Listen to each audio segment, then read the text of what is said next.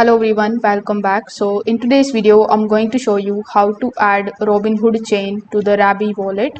So first of all, you need to open your web browser. Over here in the search bar, you need to make sure that you have successfully added the Rabby wallet extension.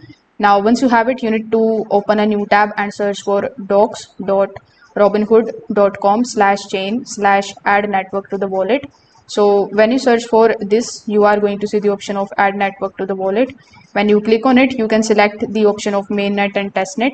And over here, you are going to see some of the other wallets than MetaMask. So if you find a Rabby wallet inside it, you need to simply click on it and then simply click on the option of connect in order to connect it. But as you can see, there is no other wallet than MetaMask available over here. So in this situation, you need to go inside your Rabby wallet and then select the option of network selector. Afterwards, you need to choose the option of manage network and select the option of add custom network. So inside the Rabby wallet, you need to provide these details one by one in order to add the custom Robinhood chain inside your Rabby wallet. So if this video helped you out, consider subscribing to the channel and liking the video. Thanks for watching.